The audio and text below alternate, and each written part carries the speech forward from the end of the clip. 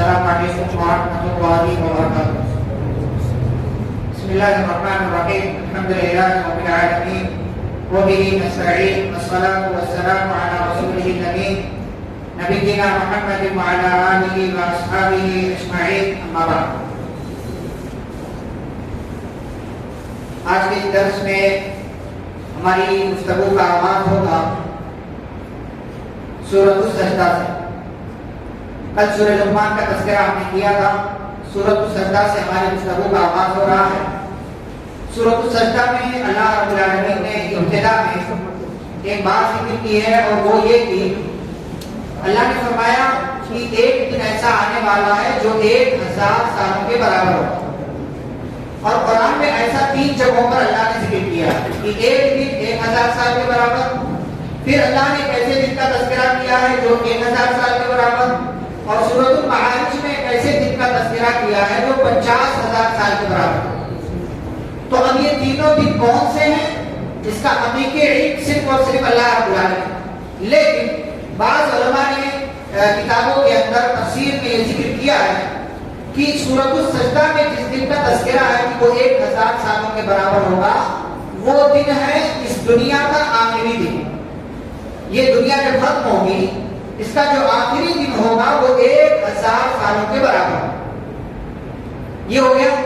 پھر سورۃ الحج میں اللہ نے ایک ایسے دن کا تذکرہ کیا ہے جو 1000 دن کے برابر، 1000 سال کے برابر ہوگا. وہ کون سا دن ہے؟ وہ اللہ کے یہاں جو دن، جو ٹائم چل رہا ہے نا، اللہ کے یہاں جو ٹائم چل رہا ہے وہ دنیا کے حساب سے 1000 سال کے برابر ہے. وہاں کا ایک دن اور یہاں کا 1000 سال، یہ دونوں برابر. اور تیسرا جو سورۃ المعارج میں اللہ نے ذکر کیا 50,000 سال کے برابر ایک دن ہوگا، وہ دن حساب کتاب کا ہے. جس دن حساب کتاب اللہ رب العالمین لوگوں سے لے گا وہ دن 50,000 سالوں کے برابر ہوگا.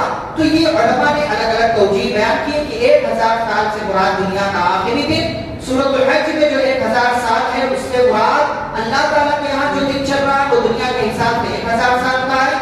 اور سورۃ المعارج میں جو 50,000 سال کا اللہ نے تذکرہ کیا ہے وہ حساب اور کتاب کا دن ہے، وہ 50,000 سالوں کے برابر. پھر اللہ نے اس سورہ میں آگے اس بات کا تذکرہ کیا ہے کہ ملک الموت روح کو نکالتا ہے، روح کو قبض کرتا ہے، اور پھر تمام انسانوں کو ان کے رب کی طرف لوٹایا جائے گا.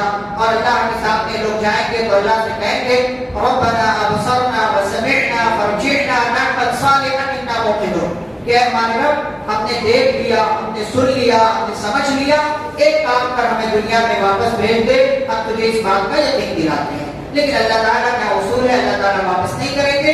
اور پھر اللہ تعالیٰ نے آگے جنتیوں کا تذکرہ کیا ہے، جہنمیوں کا تذکرہ کیا ہے. جہنم کا تذکرہ کرتے ہوئے اللہ نے فرمایا وَلَنُذِيقَنَّهُم مِّنَ الْعَذَابِ الْأَدْنَىٰ دُونَ الْعَذَابِ الْأَكْبَرِ لَعَلَّهُمْ يَرْجِعُونَ، کہ ہم ان کو بڑے عذاب سے پہلے چھوٹے عذاب کا مزہ چکھائیں گے، ضرور بھی ضرور چکھائیں گے. کیوں؟ لَعَلَّهُمْ يَرْجِعُونَ، تاکہ یہ لوٹ آئیں. اسی لیے دنیا میں چھوٹے چھوٹے پیمانے پر اللہ تعالیٰ بندوں کو سزا دیتا ہے ان کے گناہوں کی وجہ سے، تاکہ یہ اب پلٹ آئیں، اب پلٹ آئیں، اب پلٹ آئیں. لیکن انسان نہیں پلٹتا ہے تو پھر آخرت میں ایسے لوگوں کے لیے سب سے بڑا عذاب ہے. اس کے بعد سورۃ الاحزاب کا آغاز ہوتا ہے. احزاب کا مطلب کیا ہوتا ہے؟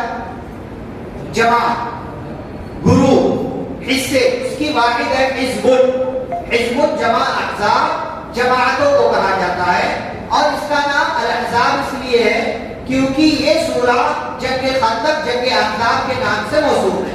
اور جنگ خندق کو جنگ احزاب بھی کہا جاتا ہے اس لیے کہ بہت ساری جماعتیں، کئی ایک جو ہے ٹیمیں، کئی ایک قومیں مسلمانوں کو مارنے کے لیے آئی تھی، اس لیے اسے جنگ احزاب کہا جاتا ہے. آگے اللہ رب العالمین نے سورہ میں کئی ایک اہم باتیں ذکر کی ہیں. ایک بندے کا تذکرہ کیا ہے جس کو انسان گود لیتا ہے. گود لیے ہوئے بچے کا کیا مسئلہ ہے؟ تو سب سے پہلی بات دیکھیں کہ گود آپ کسی بھی بچے کو نہیں لے سکتے ہیں. لے کے تو اس کے اندر بہت سارے مسائل ہیں. آپ کفالت کریں کسی کی، لیکن اس کو گود لینا، اپنے گھر میں لا کر کے رکھنا، اور پھر اس کو اپنا نام دے دینا، اس کے ساتھ اپنا نام جوڑ دینا، یہ غلط. یہ غلط ہے. کوئی بچہ اگر ایسا ہے جس کی کفالت کر رہے ہو، اس کے باپ کا نہیں پتا، اس کے گھر والوں کا نہیں پتا، کہیں سے نہیں کہ اب لے آؤ اس کو پالو، الگ بات. لیکن باقاعدہ پورے اہتمام سے جا کر کے کسی بچے کو گود لینا، نام پہلے سے لکھا کر کے رکھنا کہ اب یہاں بچہ ہوگا تو ہمارے حوالے کر دینا، شریعت نے اس کو پسند نہیں کیا. میں نے کہہ رہا کہ یہ حرام، لیکن شریعت نے اس کو پسند نہیں کیا. اچھا، اگر آپ کو کوئی ایسا بچہ مل گیا، آپ نے پرورش کرنا شروع کر دیا، تو اب اس بچے کو اللہ تعالیٰ کہتے ہیں اس کے باپ کے نام کے ساتھ پکارو. لیکن اگر باپ کا نام نہیں معلوم ہے تو وہ تمہارا بھائی ہے، اس کو اسی نام رہنے دو. اس کو اپنا نام نہیں دے سکتے کہ آپ کا نام عبداللہ ہے، اس کا نام عبد الرحمان ہے، تو آپ کہو کہ عبد الرحمان بن عبداللہ. اس کے باپ کا حالانکہ پتہ نہیں کیا نام تھا، تو یہ اللہ رب العالمین نے ذکر کیا کہ ان کے باپ کے نام کے ساتھ پکارو. اور اس میں یہ ہے کہ آپ دیکھیں کسی بھی بچے کو لے کر کے آئیں اپنے گھروں میں تو اس سے کیا ہے، مسائل پیدا ہوتے ہیں. پردے کا مسئلہ ہے، گھر میں خواتین ہیں، دیگر لوگ ہیں، اس سے مسائل پیدا ہوتے ہیں. پیارے نبی صلی اللہ علیہ وسلم کے آزاد کردہ غلام حضرت زید بن حارثہ رضی اللہ تعالی عنہ تھے. لوگ ان کو زید بن محمد کہتے تھے، زید بن محمد کہتے تھے. تو اللہ نے اس معاملے کو ختم کر دیا. پیارے نبی صلی اللہ علیہ وسلم نے ان کو اپنا بیٹا بنا لیا تھا. زید بن محمد کہتے تھے لوگ، لیکن اللہ تعالیٰ نے کہا کہ نہیں، جو بھی گود لیا ہوا بچہ ہے اس کو اس کے باپ کے نام کے ساتھ پکارو. یہی شریعت کی تعلیم ہے. اور اگر اس کے باپ کا نام نہیں جانتے ہو تو پھر وہ تمہارا دینی بھائی ہے. آگے اللہ تعالیٰ ذکر کرتے ہیں ایک اور مسئلہ یہ ہے کہ مکہ کے اندر ایک بندہ تھا جو کہتا تھا کہ میرے دل میں، میرے سینے میں دو دل ہے. تو اللہ تعالیٰ نے فرمایا ما جعل اللہ لرجل من قلبین فی جوفہ، اللہ نے کسی بھی انسان کے پیٹ میں، سینے میں دو دل نہیں بنائے، دو دل نہیں بنائے. اس کے بعد اللہ تعالیٰ نے آگے امہات المومنین کا تذکرہ کیا. امہات المومنین نبی صلی اللہ علیہ وسلم کی بیویوں کا، فرمایا النبی اولی بالمؤمنین من انفسہم وازواجہ امہاتہم. نبی مسلمانوں کے تعلق سے سب سے زیادہ حقدار ہیں کہ مسلمان نبی سے سب سے زیادہ محبت کریں. وازواجہ امہاتہم، اور نبی کی بیویاں ان کی مائیں ہیں، یعنی مسلمانوں کی مائیں ہیں. اور ان کا ہمارے اوپر حق ہے کہ ہم ان سے محبت کریں، ان کا مقام سمجھیں، انہیں نبی صلی اللہ علیہ وسلم کی بیویوں کا حق دیں کہ وہ نبی کی بیویاں ہیں اور آپ صلی اللہ علیہ وسلم کے ازواج مطہرات ہیں. نبی نے ان سے نکاح کیا. اور آپ دیکھیں کہ اس تعلق سے آگے مزید باتیں جن کا تذکرہ میں بھی انشاءاللہ کروں گا آپ کے سامنے. اس کے بعد آگے اللہ تعالیٰ نے، اللہ رب العالمین نے اولو العزم پیغمبروں کا تذکرہ کیا ہے. نبی کتنے آئے دنیا میں؟ 1,24,000 قریب. قرآن میں کتنے لوگوں کا تذکرہ ہے نبیوں کا؟ 25. ان میں 5 ایسے انبیاء ہیں جو اولو العزم پیغمبر ہیں. کون کون سے؟ نوح علیہ السلام، عیسیٰ، ابراہیم، موسیٰ اور محمد صلی اللہ علیہ وسلم. یہ 5 انبیاء جنہیں اولو العزم یعنی بڑے پائے کے اعلیٰ مقام والے پیغمبر ہیں، انبیاء ہیں، رسول ہیں. اللہ رب العالمین نے ان کا نام لیا. ان سب سے ہم نے عہد و پیمان لیا تھا اور ان سب نے اپنے اپنے عہد و پیمان کو جو اللہ سے کیا ہوا تھا اس کو پورا کیا. اس کے بعد اللہ تعالیٰ آگے کہتے ہیں جنگ احزاب کا تذکرہ کرتے ہیں. جنگ احزاب اسے جنگ خندق بھی کہا جاتا ہے. مختصر تفصیل میں آپ کے سامنے رکھتا ہوں. اللہ تعالیٰ نے فرمایا کہ اے ایمان والو، اللہ کی نعمت کو یاد کرو جب تمہارے پاس بہت ساری جماعتیں آ گئی، بہت سارا لشکر آ گیا، تو اب تمہاری مدد کرنے کے لیے ہم نے ان کے اوپر تیز و تند آندھی اور طوفان بھیج دیا اور ہوا کے ذریعے ہم نے ان کے دلوں میں رعب اور دبدبہ ڈال دیا، ان کے خیموں کو اکھاڑ دیا اور وہ جو تمہیں مارنے کے لیے آئے تھے ناکام ہو کر کے بھاگ گئے. ہوا یہ کہ جب یہ احد کے بعد 4 ہجری جب ختم ہوا اور 5 ہجری کا آغاز ہوا تو مسلمانوں نے، جو بنو غطفان کا ایک علاقہ تھا، وہاں کے مشرکوں نے مکہ والوں کے ساتھ مل کر کے پلان بنایا کہ ہم چلتے ہیں اور مدینہ پر حملہ کر دیتے ہیں، کام ختم کر دیتے ہیں. الگ الگ قبیلوں سے، الگ الگ علاقوں کے لوگوں سے ان لوگوں نے معاہدہ کیا، بات چیت کی اور اس کے بعد آئے، تمام لوگ جمع ہوئے. 10,000 کا لشکر تیار ہو گیا. 10,000 کا لشکر یہ بہت بڑا لشکر تھا مدینہ پر حملہ کرنے کے لیے. اتنی مدینہ کی آبادی نہیں تھی، یہ 10,000 کا لشکر حملہ کر. اور ساتھ ہی مدینہ میں جو یہودیوں کا ایک قبیلہ تھا بنو قریظہ، ان سے مسلمانوں نے معاہدہ کیا ہوا تھا، لیکن کافروں نے ساز باز کر کے بنو قریظہ کو بھی اپنے فیور میں کر لیا اور کہا باہر سے ہم حملہ کریں گے اور اندر سے تم حملہ کر دیں. اس طریقے سے مسلمان باہری اور اندرونی، بیرونی اور اندرونی دونوں اعتبار سے پس کر کے رہ جائیں گے. پیارے نبی صلی اللہ علیہ وسلم کو معلوم ہوا تو آپ نے حضرت سلمان فارسی رضی اللہ تعالیٰ عنہ کے مشورے سے خندق کھودنے کا اہتمام کیا. کہا یہ سب سے آسان راستہ، انہوں نے فارس کے تھے، کہا کہ ہم فارس میں جب تھے تو ہم دشمنوں سے بچ خندق کھود لیا کرتے تھے. انہوں نے مشورہ دیا اور رسول اکرم صلی اللہ علیہ وسلم نے اس مشورے کو قبول کیا اور خندق کھودنے کا اہتمام کیا گیا. خندق کھودنے کا 15 ہاتھ چوڑی اور 2 کلومیٹر لمبی خندق کھودی گئی. 2 کلومیٹر لمبی خندق کھودی گئی. 3000 صحابہ نے یہ کام کیا. ہر 10 صحابی کو 40 ہاتھ کھودنے کا جو ہے کی ذمہ داری دے دی گئی تھی کہ تمہیں یہ 40 ہاتھ کھودنا ہے اور تمہیں اس طریقے سے یہ کام کرنا ہے. پیارے نبی صلی اللہ علیہ وسلم بھی شامل ہو گئے. صحابہ کرام نے بھی کام کرنا شروع کر دیا اور تمام مہاجرین، تمام انصار اور پیارے نبی صلی اللہ علیہ وسلم کی محنت کے بعد یہ خندق صحابہ نے کھودی. مکمل خندق کھود لی گئی اور تیار کر دی گئی. اور اسی دوران کئی ایک واقعات بھی پیش آئے. صحابہ بھوک سے نڈھال تھے اور صحابہ کو بھوک لگی ہوئی. پیٹ پر پتھر باندھ کر کے صحابہ کرام نے اسلام کی مدد کی ہے اور تب جا کر کے یہ اسلام کی نعمت ہم تک پہنچی ہے.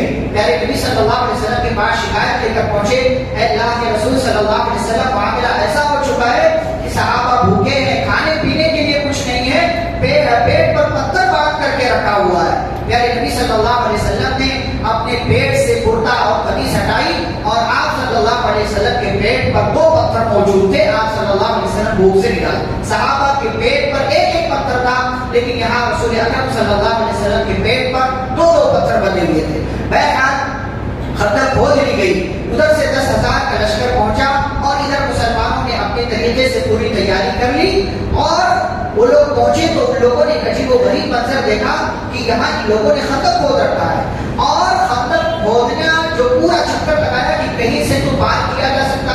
ایک جگہ تھوڑی کم تھی تو وہیں سے عمرو بن عبد ود جو بہت بڑا بہادر تھا، اکرمہ بن ابو جہل جو اس وقت کافروں کی طرف سے تھے، اور کئی ایک لوگ کود کر کے آئے. علی رضی اللہ عنہ آگے بڑھے، مقابلہ ہوا، عمرو بن عبد ود کو انہوں نے مار دیا اور بقیہ لوگ جو ہے پھر ڈر کے مارے وہاں سے بھاگ گئے. لیکن بہرحال ابھی وہیں موجود تھے کہ کہیں سے موقع ملے گا تو ہم مسلمانوں پر حملہ کر دیں گے. پیارے نبی صلی اللہ علیہ وسلم پریشان تھے. حالات ایسے بن گئے کہ صحابہ جو ہے بالکل مکمل طور سے ڈر گئے تھے کہ لگتا ہے اب مدینہ کا کام ختم ہو جائے گا، یہ 10,000 کا لشکر حملہ کر دے گا. مزید اسی دوران یہ بات پتہ چلی، یہ بات معلوم ہوئی کہ بنو قریظہ والوں نے بھی غداری کر دی. انہوں نے بھی غداری کر دی ہے اور غداری کا نتیجہ اب یہ ہوگا کہ یہ لوگ اندر سے حملہ کریں گے اور ادھر سے باہر سے یہ جو ہے دشمنان اور مشرکین اور کفار حملہ کر دیں گے. پیارے نبی صلی اللہ علیہ وسلم کو معلوم ہوا تو آپ نے حالات کا پتہ لگانے کے لیے کہ واقعی بنو قریظہ نے غداری کی ہے، ایک صحابی کو بھیجا.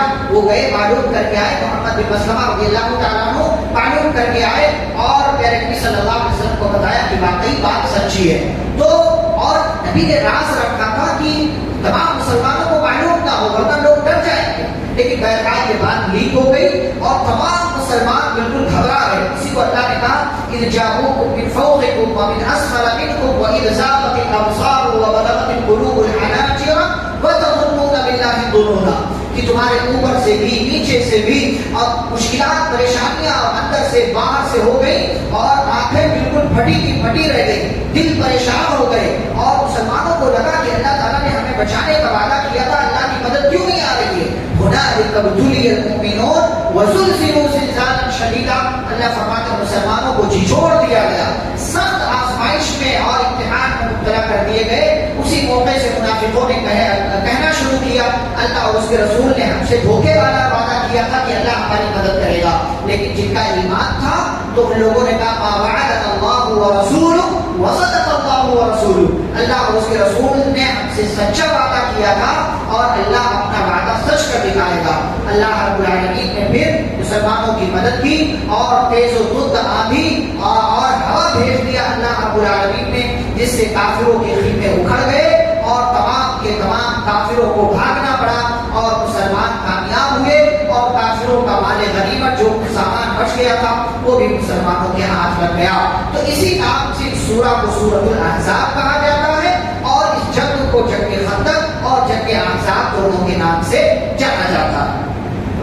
آگے بڑھے تو اللہ رب العالمین نے پیارے نبی صلی اللہ علیہ وسلم کی بیویوں کا تذکرہ کیا ہے. ہوا یہ کہ جب جنگوں سے مال ملنے لگا تو مسلمان مالدار بھی ہو گئے، فراوانی ہو گئی، تو کر دی کہ ہمیں بھی دنیا چاہیے، ہمیں بھی دنیا کا سامان چاہیے، مال چاہیے، ہم بھی عورت ہیں، ہمارا بھی دل کرتا ہے. تو اللہ رب العالمین نے آیت کریمہ نازل کر دی. نبی اکرم صلی اللہ علیہ وسلم بڑے پریشان ہوئے اور آپ صلی اللہ علیہ وسلم نے عورتوں کی، اپنی بیویوں کی اس فرمائش کی وجہ سے وہ آپ ان سے الگ ہو گئے. 1 مہینے تک آپ صلی اللہ علیہ وسلم الگ رہے. اللہ نے آیت کریمہ نازل کی جسے آیت تخییر کہا جاتا ہے. آپشن دیا، چاہو تو دنیا لے لو، چاہو تو آخرت لے لو، چاہو تو دنیا لے لو، چاہو تو رسول کو لے لو، جو چاہو دونوں آپشن تمہارے پاس ہے. لیکن یاد رہے اگر دنیا لوگی تو دنیا مل جائے گی لیکن پھر رسول نہیں ملیں گے، پھر رسول نہیں ملیں گے. پیارے نبی صلی اللہ علیہ وسلم نے اپنی بیویوں کے سامنے یہ آیت کریمہ رکھی. سب سے پہلے عائشہ رضی اللہ عنہا نے کہا اللہ کے نبی ہمیں دنیا نہیں چاہیے، یہ بہت گھاٹے کا سودا ہے، ہمیں آپ چاہیے، اللہ کا رسول چاہیے، ہم آپ کے اوپر قربان ہیں، ہمیں دنیا نہیں چاہیے. اور پھر اللہ رب العالمین نے ان عورتوں اور پیاری نبی صلی اللہ علیہ وسلم کی پیاری بیویوں کی اس قربانی اور ان کی اس فدائیت، ان کی اس جذبے، ان کی اس محبت کی قدر کی کہ انہوں نے دنیا کو ٹھوکر مار کر کے رسول اکرم صلی اللہ علیہ وسلم کو منتخب کیا. تو اللہ نے اپنے نبی سے کہا، آگے چل کر آیت کریمہ اللہ نے ذکر کی، لا یحل لک النساء من بعد، کہ اے نبی اب آپ کے بعد، آج کے بعد کسی بھی اور عورت سے آپ نکاح نہیں کر سکتے، کسی اور عورت کو سے آپ نکاح، یہی 9 بیویاں رہیں گی اب آپ کی، اس سے آگے اب آپ نکاح نہیں. ولا ان تبدل بهن من ازواج، اور نہ ہی ان 9 میں سے، کیونکہ اس وقت 9 تھی، 2 کا انتقال ہو چکا تھا، نہ ہی ان 9 میں سے آپ کسی کو چینج کر سکتے ہیں، یعنی نہ 9 سے زائد ہوگی اور نہ ہی 9 سے کم ہوگی، نہ ہی 9 میں سے کسی ایک کو ہٹا کر کے دوسری کو لایا جائے گا. اب جو ہو گئی ہو گئی، یہی ازواج مطہرات ہے، یہی امہات المؤمنین. یہ ہے قربانی کا فائدہ کہ آپ اللہ کے لیے، رسول کے لیے قربانی دیں تو اللہ تعالیٰ آپ کے مقام کو اونچا کر دیتا ہے. مزید آگے اللہ تعالیٰ نے فرمایا امہات المؤمنین کے تعلق سے، لستن کأحد من النساء، کہ تم عام عورتوں کی جیسی نہیں ہو، عام عورتوں کی جیسی نہیں ہو، لہٰذا اپنی اہمیت کو، اپنے مقام کو سمجھو. پھر امہات المؤمنین کے تذکرے کے بعد اللہ نے مومنوں کی عورتوں سے مخاطب کر کے فرمایا وقرن فی بیوتکن، تقریباً 9 سے 10 باتیں اللہ نے حکم دیا. فرمایا اپنے گھروں میں ٹھہری رہو، ولا تبرجن تبرج الجاہلیۃ الاولی، اور جاہلیت میں جیسے بناؤ سنگار اور میک اپ کر کے باہر مت نکلو کہ اپنے چہرے کا، اپنے جسم کا دیدار کراؤ، نمائش کراؤ. آگے اللہ تعالیٰ نے فرمایا فلا تخضعن بالقول، فرمایا اگر کسی اجنبی مرد سے بات کرنے کی مجبوری میں ضرورت پڑ جاتی ہے تو اپنی آواز میں لچک پیدا مت کرو، ورنہ اس کے اندر بیماری ہوگی، وہ تمہاری آواز پر فدا ہو جائے گا، تمہارے لیے مسائل کھڑے ہو جائیں. وَقُلْنَ قَوْلًا مَعْرُوفًا، اور چوتھی بات اللہ نے کہا بولو تو اچھی بات بولو، نہ ہی اس میں لچک ہو، نہ ہی اس کے اندر کسی اور طرح کی بات ہو، اچھی بات بولو، بڑی بات بولو.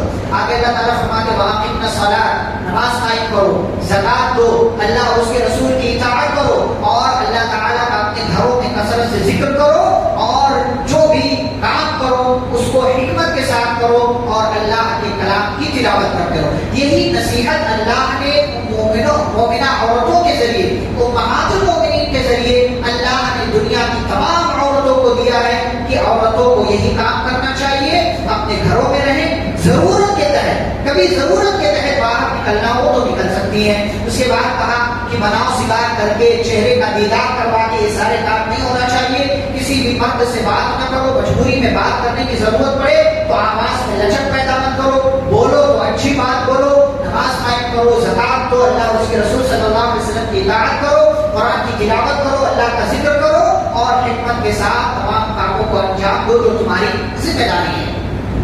اس کے بعد اللہ تعالیٰ نے ایسے ہی مومن مردوں اور مومنہ عورتوں کی صفات اور خوبیوں کا تذکرہ کیا ہے. وہ یہ کہ بعض خواتین آئیں اللہ کے نبی صلی اللہ علیہ وسلم کے پاس، بعض روایتوں میں آتا ہے ام سلمہ، بعض روایتوں میں کسی اور صحابیہ کا نام آتا ہے. کہنے لگی دیکھو قرآن میں جہاں دیکھو اللہ تعالیٰ مردوں کو مخاطب کرتا ہے، عورتوں کو کہیں مخاطب نہیں کرتا. حالانکہ جو اللہ نے حکم مردوں کو دیا ہے اس میں عورتیں بھی شامل ہیں، لیکن بطور خاص اللہ نے الگ سے خصوصیت کے ساتھ عورتوں کا نام اللہ کہیں بھی نہیں لیتا.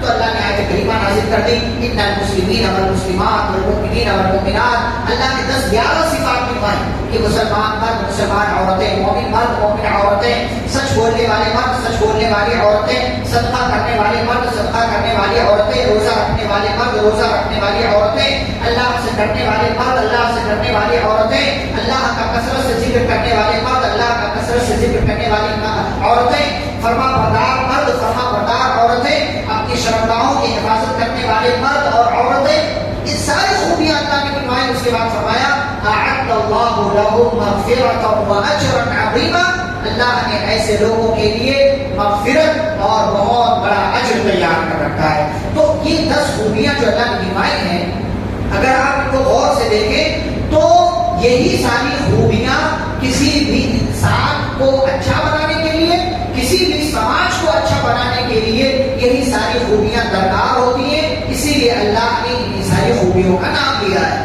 پھر انہی مومن مردوں کو، انہی مومن عورتوں کو اللہ نے مخاطب کر کے فرمایا، کہا تمہاری اتنی فضیلت ہے تو کس لیے ہے؟ کیونکہ تم رسول صلی اللہ علیہ وسلم کی اتباع کرتے ہو. اگر تم رسول کی اتباع کرنا چھوڑ دو، رسول اکرم صلی اللہ علیہ وسلم کے فیصلے پر انگلی اٹھانے لگو تو کیا ہوگا؟ وَمَنْ يَعْصِ اللَّهَ وَرَسُولَهُ فَقَدْ ضَلَّ ضَلَالًا مُبِينًا، کہ جو اللہ اور اس کے رسول صلی اللہ علیہ وسلم کے فیصلے کو نہیں مانے بلکہ نافرمانی کرے تو ایسے لوگ دور کی گمراہی میں ہیں. ایسے لوگوں کو اللہ نے گمراہ قرار دیا ہے. پھر وہ واقعہ اللہ نے ذکر کیا کہ پیارے نبی صلی اللہ علیہ وسلم نے اپنی بھوبی ذات بہن حضرت زینب بنت جحش رضی اللہ تعالیٰ عنہ کا نکاح کروا دیا اپنے منہ بولے بیٹے حضرت زید بن حارثہ رضی اللہ تعالیٰ عنہ سے. اور پھر اس نکاح کو اللہ رب العالمین نے قرآن میں ذکر کیا ہے کہ دونوں میں انبن ہوئی، طلاق کی نوبت آئی، طلاق ہو گئی کیونکہ دونوں کے خاندان میں مزاج میں بہت فرق تھا. اور جب طلاق ہو گئی تو اللہ نے اب ایک بری رسم کا خاتمہ کیا. ایسے کہ پرانے زمانے میں، زمانے جاہلیت میں مکہ والے یا مشرکین یہ سمجھتے تھے کہ منہ بولا بیٹا حقیقی بیٹا ہے، یہ مال کا بھی وارث ہوگا اور اس کی بیوی سے اس کے مرنے کے بعد اس کا باپ نکاح نہیں کر سکتا، یعنی منہ بولے بیٹے کی بیوی سے نکاح جائز نہیں تھا. یہ لوگ سمجھتے تھے. اللہ تعالیٰ نے جب زینب بنت جحش کی طلاق ہو گئی زید بن حارثہ رضی اللہ عنہ سے، تو پیارے نبی صلی اللہ علیہ وسلم کا نکاح اللہ نے کروایا. اللہ فرماتے زوجناکہا، اے نبی ہم نے اس عورت کو آپ کے عقد میں دے دیا، آپ سے نکاح کروا دیا. کیوں؟ اس بری رسم کا خاتمہ کرنے کے لیے کہ پہلے تو لوگ وہ بولے بیٹے کو حقیقی بیٹا سمجھتے تھے. اللہ نے کہا ایسا نہیں چلے گا. پھر یہ کہ اس کی بیوی سے نکاح نہیں کیا جا سکتا، بالکل کیا جا سکتا ہے. اسی لیے اللہ نے نبی اکرم صلی اللہ علیہ وسلم کا نکاح کروا دیا زینب بنت جحش سے. اچھا جب نکاح ہو گیا کسی طریقے سے، پیارے نبی صلی اللہ علیہ وسلم پہلے ڈر رہے تھے کہ لوگ کیا کہیں گے، لیکن جب نکاح ہو گیا تو پھر مشرکین نے کہنا شروع کر دیا، جن کو بھی بات معلوم ہوئی کہ محمد ایسا نبی ہے، ایسا رسول ہے صلی اللہ علیہ وسلم کہ اپنے ہی بیٹے کی بیوی سے اس نے نکاح کر لیا. تو اللہ نے کیا کلمہ نازل کی، ما کان محمد ابا احد من الرجال، کہ محمد صلی اللہ علیہ وسلم تم میں سے کسی بھی مرد کے باپ نہیں ہے.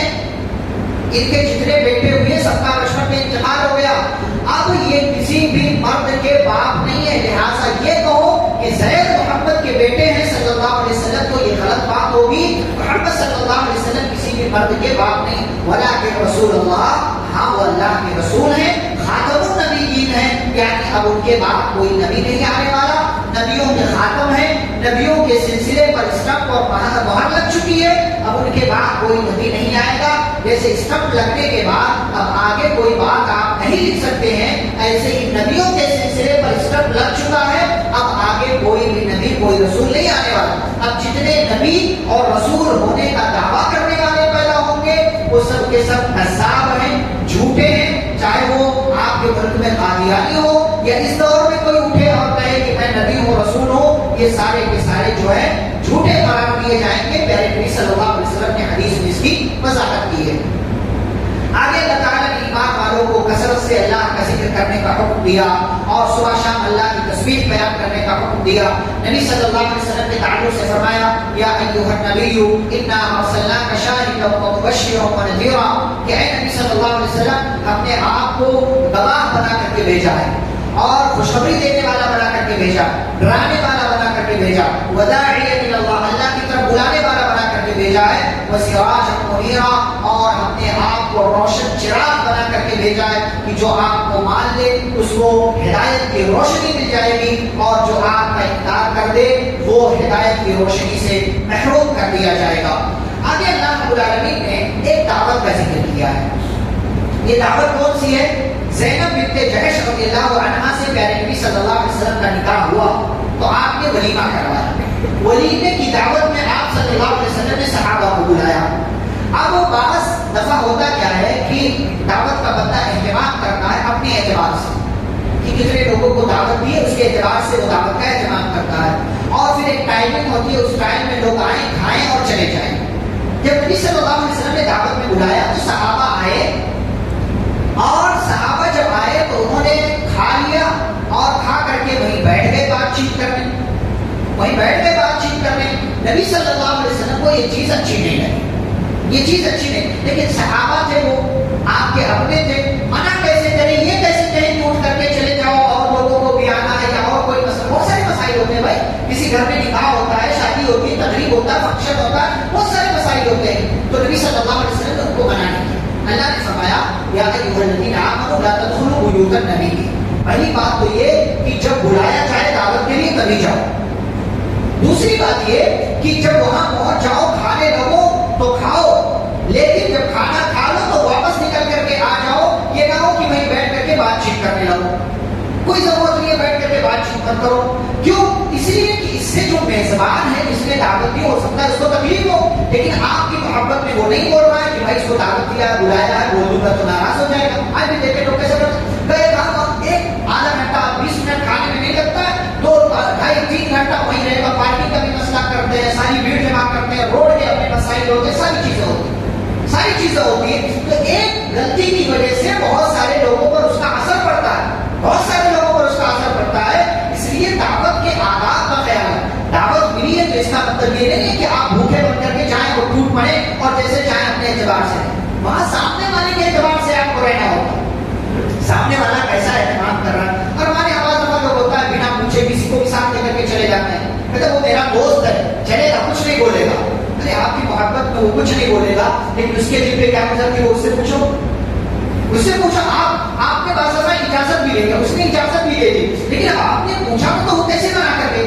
آپ اس کے دوست ہیں کہ بھائی یہ میرا دوست بھی میرے ساتھ آ رہا ہے، پرمیشن ہے، مطلب پرمیشن دے دیتا ہے کہ ہاں پرمیشن ہے، لیکن وہ دل ہی میں سوچ رہا ہوتا ہے ایسا میرا دوست ہے کہ مطلب خود بھی آ رہا، اس کو بلایا تھا، چلو اچھی بات، اپنے دوست کو، پھر وہ اپنے دوست کو، پھر یہ پورا سلسلہ چل پڑتا۔ پھر وہ 1000 آدمی کا کھانا بنوایا تو 1400-1300 لوگ پہنچ جاتے ہیں، پھر کہیں کھانا کھاتا ہے کہ کوئی مسئلہ ہوتا ہے، تو یہ بندہ جس کو دعوت ملی اتنا بے غیرت ہوتا ہے کہ کھاتا بھی ہے اور کھانے کے بعد اس میں کمی بھی نکالتا ہے کہ اس میں یہ کمی تھی، اس میں یہ کمی تھی، اس میں ایسا تھا، اس میں ویسا۔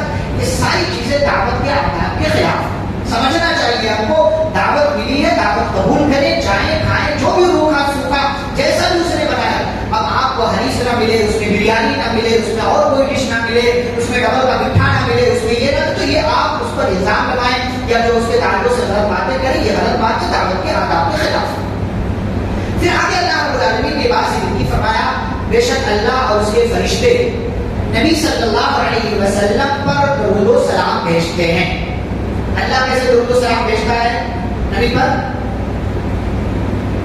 اللہ کیسے درود و سلام؟ ہماری طرح درود پڑھتا ہے اللہ تعالیٰ کیسے؟ بہت بات آپ سنتے ہیں، یہ آیت سنتے ہیں، اس کا ترجمہ جانتے ہیں، یہ بھی سنتے ہیں کہ اللہ درود بھیجتا ہے اپنے نبی پر۔ کیسے درود بھیجتا ہے اللہ؟ یہ درود شریف پڑھتا ہے، پھر اللہ فرشتوں کے درمیان نبی کا تذکرہ کرتا ہے، یہی اللہ کا درود ہے۔ نبی کا تذکرہ فرشتوں کے درمیان اللہ کرتا ہے، تعریف کرتا ہے اپنے حبیب کی صلی اللہ علیہ وسلم، ان کی تعریف کرتا ہے، یہی اللہ کا درود ہے۔ فرشتوں کا درود کیا ہے؟ فرشتے نبی صلی اللہ علیہ وسلم کے لیے مقام کی اونچائی کی دعا کرتے ہیں، یہ درود ہے فرشتوں کا۔ ہمارا درود کیا ہے؟ اللهم صل على محمد وعلى آل محمد كما صليت على إبراهيم وعلى آل إبراهيم إنك حميد مجيد اللهم بارك على محمد وعلى آل محمد كما باركت على إبراهيم وعلى آل إبراهيم إنك حميد مجيد۔ یہ اس کے علاوہ اور جو الفاظ ثابت ہیں صحیح اور مستند روایات، اللهم صل وسلم على نبينا محمد صلی اللہ علیہ وسلم وبارک علیہ، یہ سب سے چھوٹا درود صلی اللہ علیہ وسلم آپ بول دیں، یہ بھی کافی ہے، اس سے ہمارا فائدہ۔ اس سے ہمارا فائدہ ہے. اللہ جب درود بھیجتا ہے اللہ کا کیا فائدہ؟ اللہ کو فائدے کی ضرورت ہے نہیں. فرشتے جب درود بھیجتے ہیں کوئی فائدہ ان کا، ان کو بھی فائدے کی ضرورت نہیں ہے. لیکن جب انسان درود بھیجتا ہے تو انسان کو فائدہ نہیں ہے. انسان کو فائدہ 10 رحمتیں نازل ہوتی ہیں، 10 گناہ معاف ہوتے ہیں، 10 درجات بلند کیا جاتا ہے، نبی کی شفاعت نصیب ہوگی، اور ایسے لوگوں کے لیے فرشتے دعائیں کرتے ہیں، اور ایسے لوگوں کے ہر غم پریشانی اور تکلیف کو درود پڑھنے کی برکت سے دور کر دیا جاتا ہے. اتنے سارے فضائل نبی پر آپ ایک مرتبہ درود بھیجیں، اللہ آپ پر 10 رحمتیں نازل کرتا ہے. تو درود و سلام سے کبھی بھی اپنے آپ کو دور نہ کریں، ہمیشہ پیارے رسول صلی اللہ علیہ وسلم کو درود و سلام پڑھتے رہیں. آگے پردے کا حکم اللہ نے دیا، یا ایھا النبی قل لازواجک و بناتک. اللہ نے کیا کہا؟ اے نبی آپ اپنی بیویوں سے کہہ دیجیے. نبی کی بیویاں تھیں، کئی بیویاں تھیں تو کہا اپنی بیویوں سے کہہ دیجیے. و بناتک، اور اپنی بیٹیوں سے کہہ دیجیے. اس سے کیا پتا چلا؟ نبی کی صرف ایک بیٹی نہیں تھی بلکہ بیٹیاں تھیں. شیعہ کیا کہتے ہیں کہ نبی کی صرف ایک بیٹی فاطمہ، باقی ساری بیٹیاں خدیجہ دوسرے شوہر سے لے کر کے آئی تھی. نعوذ باللہ. الزام ہے خود نبی پر بھی اور خدیجہ رضی اللہ عنہا پر بھی. اسی لیے خدیجہ رضی اللہ عنہا کی عمر بڑھا چڑھا کر کے شیعہ بولتے، ورنہ حضرت خدیجہ کی عمر میں بھی اختلاف ہے. حضرت خدیجہ کی عمر کتنی تھی نبی صلی اللہ علیہ وسلم سے نکاح کے بعد؟ سارے لوگ یہی جانتے ہیں کہ دراصل شیعوں کی طرف سے آئی ہوئی بات ہے. عمر بڑھا چڑھا کر کے کیوں بتاتے ہیں؟ تاکہ پتا چلے کہ زینب رقیہ ام کلثوم جو تھی نا وہ پہلے سے لے کر کے آئی تھی، عمر دراز خاتون تھی. عمر دراز پہلے سے لے کر کے آئی تھی، اور نبی سے جو ہوئی خالی ایک بیٹی ہوئی فاطمہ. 40 سال عمر نہیں تھی. لیکن ساری سیرت کی کتابوں میں تقریباً یہ لکھا ہوا جو آپ پڑھتے ہو اردو میں. کبھی عربی والی کتابیں اٹھا کر کے دیکھیں، آپ کو پتا چلے گا وہاں پر کی عمروں میں بھی اختلاف. ہم عائشہ رضی اللہ تعالیٰ کسی نے 28 لکھا ہے، کسی نے 27 لکھا ہے، کسی نے 29 لکھا ہے، کسی نے 30 لکھا ہے. تو اللہ یہاں کہتے وہ بناتی کا، یہ نہیں کہا کہ وہ بناتی خدیجہ کا. کیا کہا اللہ نے؟ وہ بناتی کا، اپنی بیٹیوں سے. پتا چلا زینب رقیہ ام کلثوم فاطمہ نبی کی بیٹیاں تھیں، خدیجہ کی بیٹیاں نہیں. خدیجہ کی بیٹیاں اگر اللہ تعالیٰ کہتا تو اس میں یہ اعتماد تھا کہ بھائی دوسرے والے شوہر سے خدیجہ کی بیٹیاں تھیں، ایک بیٹی نبی کی طرف سے تھی، تو ساری بیٹیاں خدیجہ کی تھیں. اللہ نے نبی کے ساتھ جوڑا ہوا بناتی کا، آپ کی اپنی بیٹیوں کو آپ کو حکم دے دیجیے. ونساء المؤمنین، اور تمام مومنوں کی عورتوں کو حکم دے دیجیے کیا؟ یدنین علیہن من جلابیبہن، کہ اپنی چادروں کو اپنے اوپر ڈال لیں. اوپر ڈال لیں، اللہ نے کہا کندھے پر نہ ڈالیں. اوپر ڈالیں گے تو کیا ہوگا؟ چہرہ چھپے گا کہ نہیں چھپے گا؟ الفاظ پر یدنین علیہن، اور ہمارے خواتین کے چہرے کا پردہ ہی نہیں ہے، اس میں بھی اختلاف ہے. لیکن اصل بات یہ ہے کہ چہرے کا پردہ نہیں تو پردہ کیا ہے؟ چہرے کا پردہ نہیں تو پھر پردہ کیا ہے؟ اس لیے اللہ کے الفاظ پر، قرآن کے الفاظ پر غور کریں. اللہ نے کہا پردے کا حکم دے. اس سے کیا فائدہ ہوگا؟ اس سے کیا فائدہ ہوگا؟ فرمایا ذالک ادنیٰ یعرفن، اس سے یہ خواتین پہچان لی جائیں گی. فلا یؤذین، تو ان کو تکلیف نہیں دی جائے گی. اچھا آپ بتائیں، 2 عورتیں جا رہی ہیں، ایک عورت مکمل اسلامی لباس میں ہو اور ایک عورت آدھے ادھورے کپڑے میں ہو، کس کو دیکھے گا انسان؟ فطری اعتبار آدھے ادھورے کپڑے والی کو دیکھے گا. ظاہر سی بات. کیوں؟ اس کو لگے گا بھائی یہ تو مکمل لباس میں جا رہی ہے، یہ تو مطلب اس کو کیا دیکھنا، اس کو کیا دیکھنا، یہ تو نکلی ہی اس غرض سے کہ وہ اپنی عزت کی حفاظت کر سکے. لیکن آپ اگر اس کپڑے کو اسلامی کپڑا نہ بنا کر کے اپنے اعتبار سے کپڑا لے کر کے نکلے کہ اس میں بیل بوٹے ہوں، نقش و نگار ہو. آج کل تو مطلب نقاب میں بھی ایسی ایسی نقش و نگاری آ رہی ہے کہ اللہ کے بنا، اور باقاعدہ مرد حضرات بھی بنواتے جا کر کے عورتیں سامنے آرڈر دیتی ہیں. آپ اپنی عورتوں کو نہیں دیکھتے کہ آپ کی عورتیں کون سے برقعے پہن کر کے نکل رہی ہیں؟ اس میں یہاں ڈائمنڈ ہے، یا پورے سینے پر ساری کشیدہ کاری کی ہوئی ہے. 1000 روپے میں برقع آتا ہوگا تو 3000 روپے کا کشیدہ کاری لگواتا ہے، کام کروا. مارکیٹ میں چلے جاؤ، پتہ نہیں اللہ والا آپ کیا معاملہ ہے، ہمارے یہاں ممبئی میں ایسا معاملہ ہے، مارکیٹ میں چلے جاؤ تو سادہ کپڑا ملتا ہی نہیں ہے برقعے کا. آرڈر دینا پڑتا ہے کہ بھائی نہیں ہمیں ایسے چاہیے. اس کو بولو سادہ دکھاؤ، پہلے سادہ کیا کرے؟ کوئی لیتا ہی نہیں ہے، کوئی لیتا ہی نہیں ہے. پہن کون رہا؟ غیر مسلم خواتین نہیں، مسلمان خواتین پہن رہی. ان کو برقعے میں بھی کہ جس برقعے کو اندر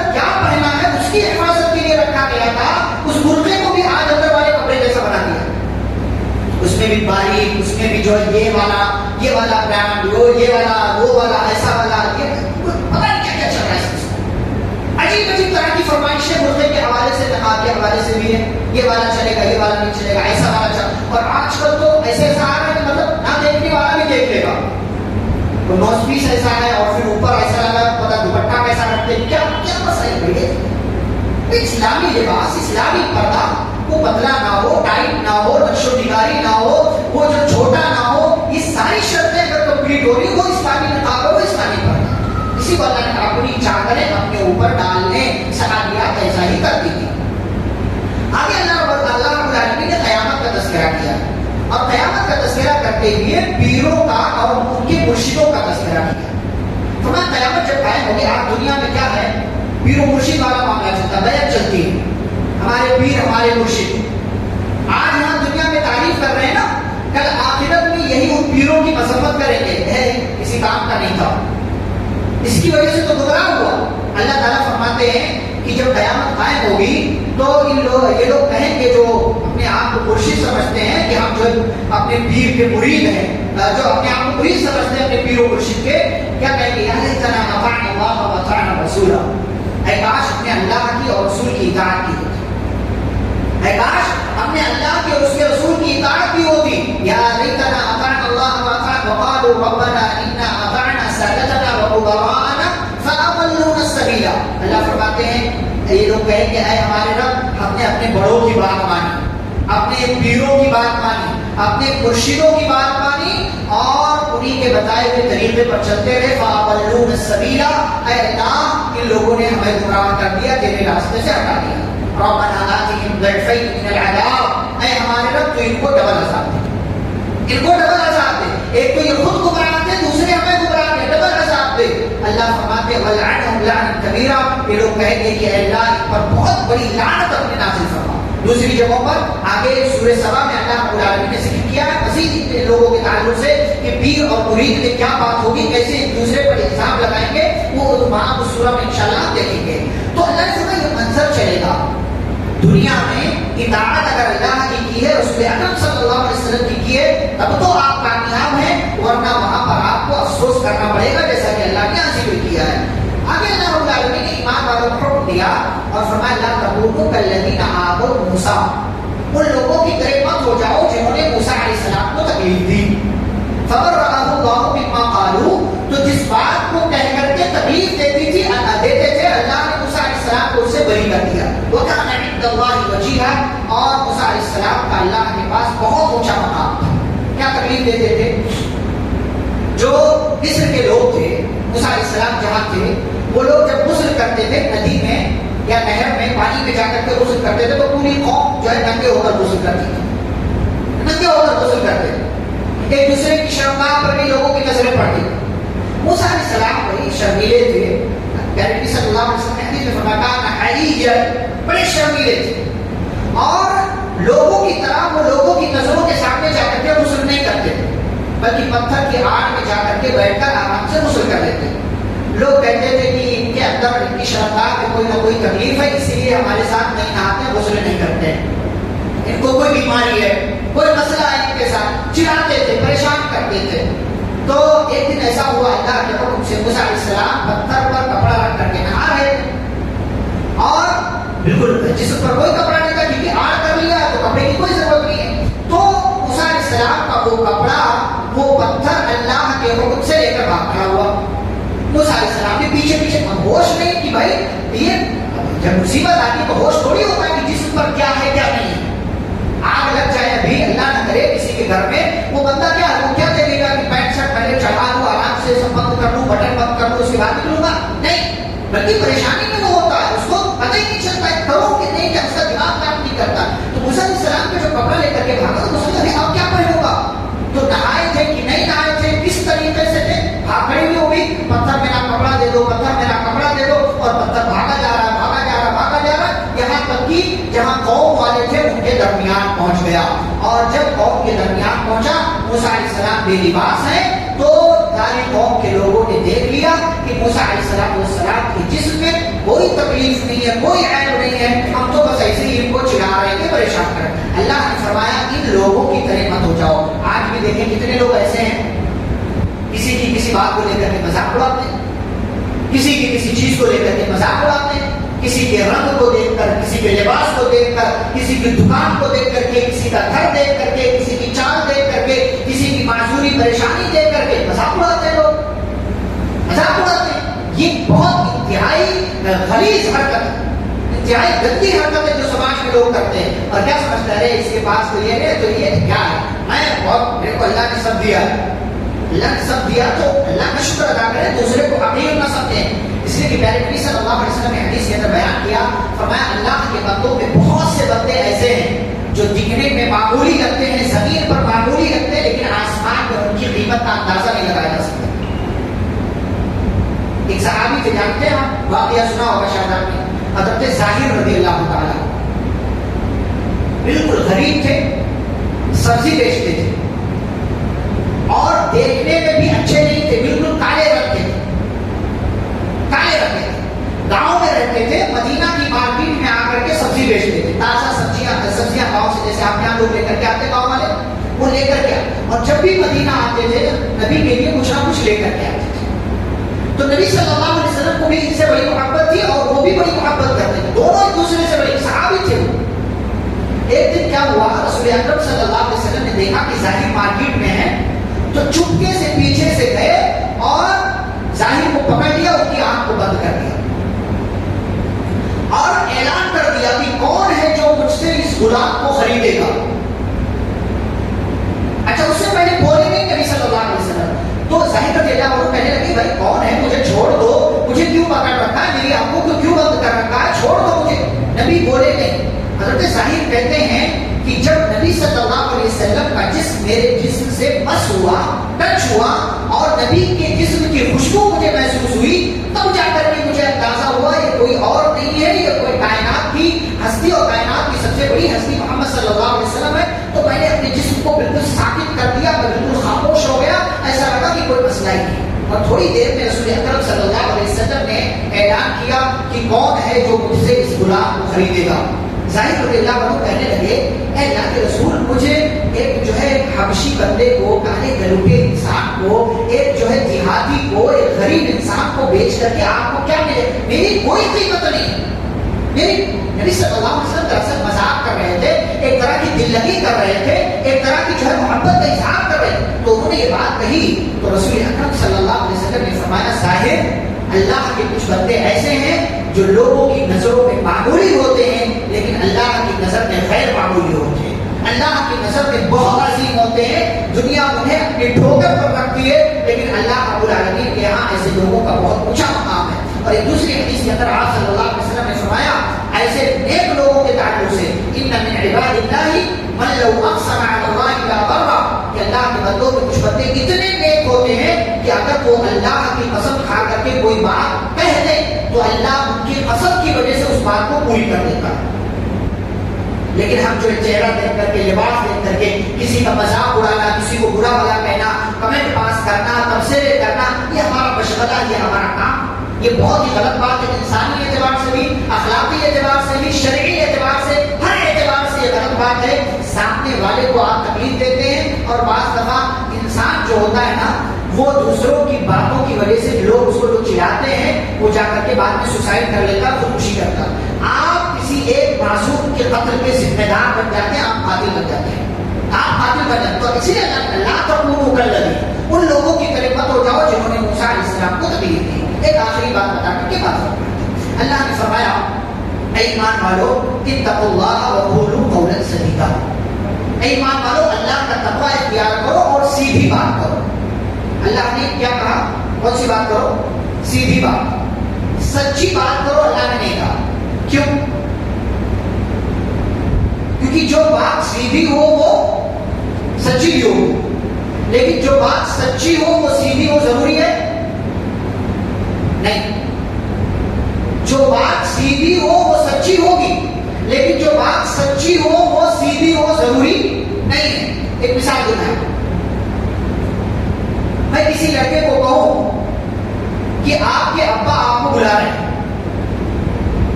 بات سیدھی ہے، بات سیدھی ہے، سچی بھی، لیکن اگر اسی کو میں تھوڑا سا گھما کر کے بولوں کہ آپ کی امی کے شوہر آپ کو بلا رہے ہیں، بات سچی ہے لیکن سیدھی نہیں ہے، یہ فرق ہے. آپ کے ابو آپ کو بلا رہے ہیں، یہ سیدھی بھی ہے، سچی بھی بات ہے. لیکن آپ کی امی کے شوہر آپ کو بلا رہے ہیں، بات سچی ہے لیکن سیدھی نہیں ہے. اسی لیے اللہ نے نہیں کہا کہ سچی بات کرو، اللہ نے کہا سیدھی بات کرو. سیدھی بات کرو، کب کہاں کیسے کن الفاظ میں بات کرنا ہے یہ طریقہ آنا چاہیے آپ کو. اور جب یہ طریقہ آپ کو آئے گا تو اللہ تمہارے عمل کی اصلاح کرنے گا. تم جو غلطی کر رہے تھے سیدھی بات بولنے کی وجہ سے، اللہ کا تقوی اختیار کرنے کی وجہ سے اللہ تمہارے اس کام کو ٹھیک کر دے گا اور تمہارے گناہ کو معاف کر دے گا. اور یاد رہے وَمَن يُطِعِ اللَّهَ وَرَسُولَهُ فَقَدْ فَازَ فَوْزًا عَظِيمًا، کہ جو شخص اللہ اور اس کے رسول صلی اللہ علیہ وسلم کی اطاعت کرے گا تو گویا کہ اس کو سب سے بڑی کامیابی مل گئی. یہ بات اللہ رب العالمین نے یہاں پر ذکر کی. تو ہمیں اللہ کا تقوی اختیار کرنے کے ساتھ ساتھ سیدھی بات کرنا چاہیے، اس میں فائدہ ہمارا بھی ہے. اور پھر یہیں پر سورۃ الاحزاب مکمل ہوتی ہے. اس کے بعد انشاءاللہ کل تفصیل کے ساتھ ہم سورہ سبا، سورہ فاطر، سورہ یاسین، سورۃ الصافات اور سورہ صاد 5 سے 6 صورتیں کل انشاءاللہ ہم دیکھیں گے. کل پہلی تعارفات بھی ہوگی اور تھوڑی تفصیل سے انشاءاللہ باتیں ہوں گی. آپ تھوڑا ڈسٹربینس رہا، اس کی وجہ سے ہم نے کم باتیں کی اور باتیں بھی تھوڑی زیادہ تھی. اختصار کے ساتھ اس کو آپ کے سامنے رکھنے کی کوشش کی گئی. اللہ رب العالمین سے دعا ہے اللہ ہم سبھی کو قرآن و حدیث کی باتوں کو پڑھنے، سمجھنے اور پر عمل کرنے کی توفیق عطا فرمائے. آمین. صلی اللہ علیہ نبی کریم. سبحانک اللہم و بحمدک، اشہد ان لا الہ الا انت، استغفرک و اتوب الیک. السلام علیکم و رحمۃ اللہ وبرکاتہ.